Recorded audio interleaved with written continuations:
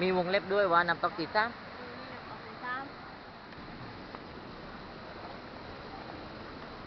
ไปที่เดินไปเลย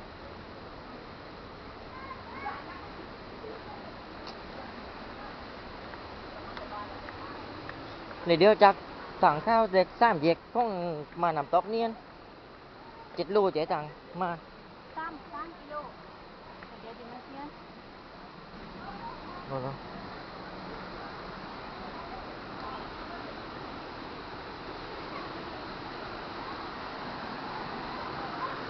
ตรงนี้มาเล่นไม้เกินเยอะนี่น้ำตกสีส้มต้นขอนปักไปบ้านลุงไว้เลยน้ำตก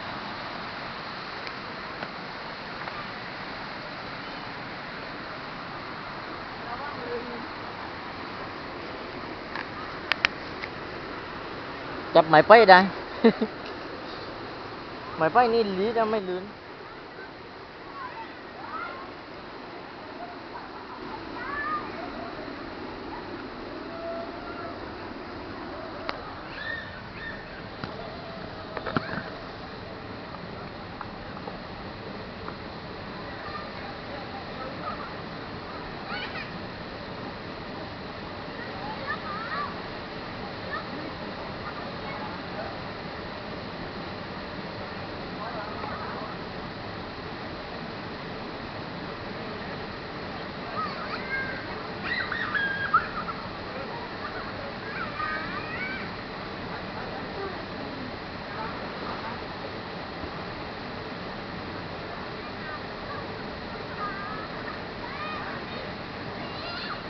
น่าจะลึกมากอ่ะกี่เมตรนะ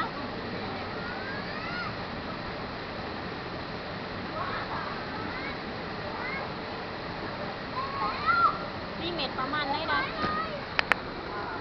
ไปเดินขึ้นพอเลยน้ำตกนี่คนเล่นเยอะขึ้นได้น้ำตกที่ 2น้ำตกอะไร ไม่ได้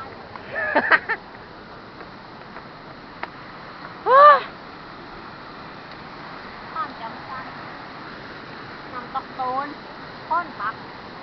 น้ำตกโตน ค้อน ไม้ไฟปัก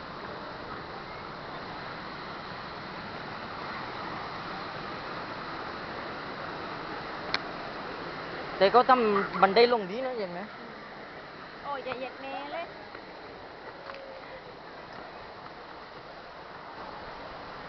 อันนี้น้ำตกทีนึงตัวเล็กห้องการข้าวปลาบ้าน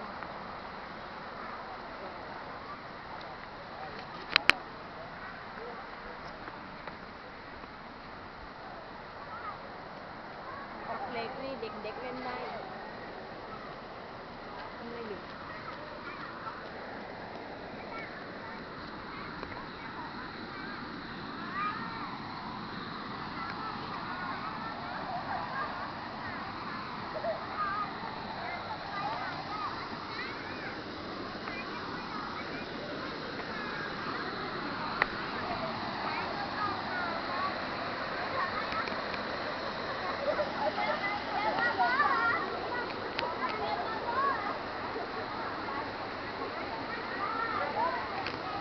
งามมาก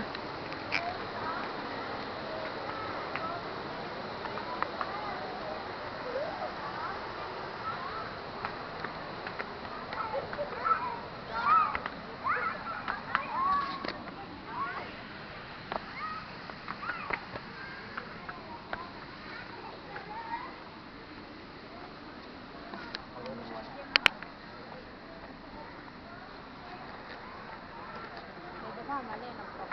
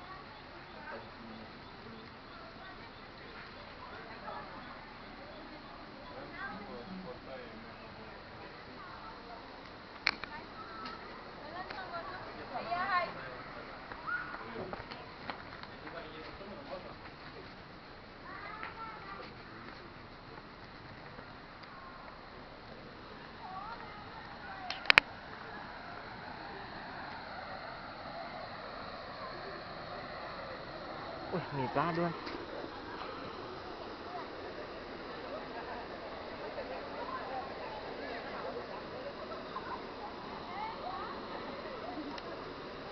ไม่ค่อยมีให้อาหารปลาหรอกนะอาหารปลาขาย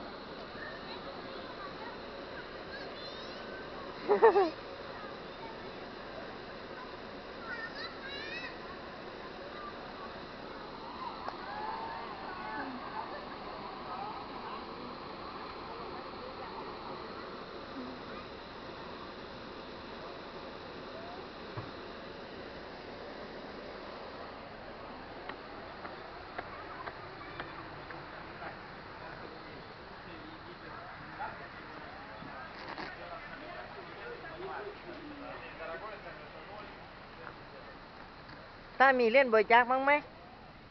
มีเหรียญบริจาคบ้างไหมบริจาคบ้างดิ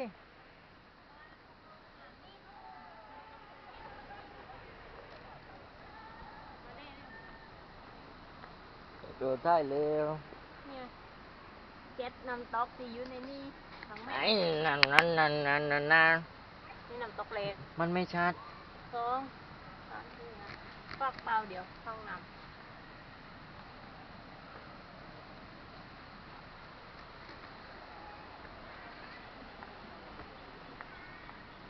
บริจาคกันขอตังค์ให้ด้วย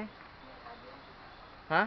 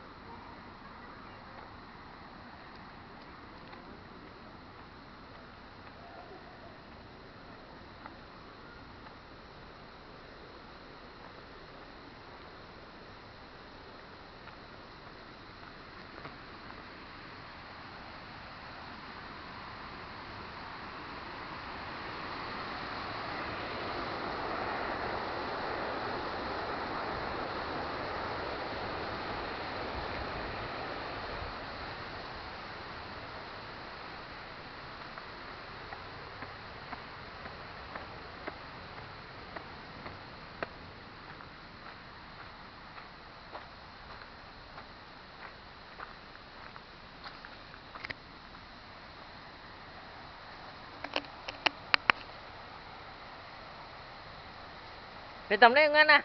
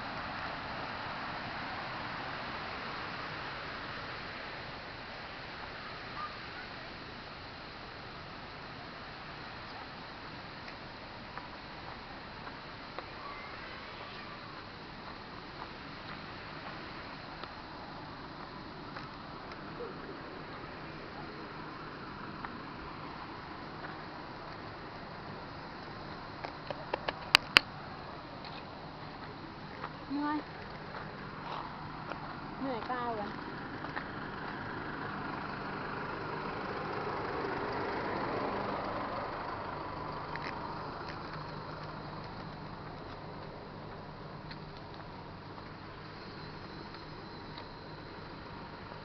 เราไปซื้ออะไรกินก่อน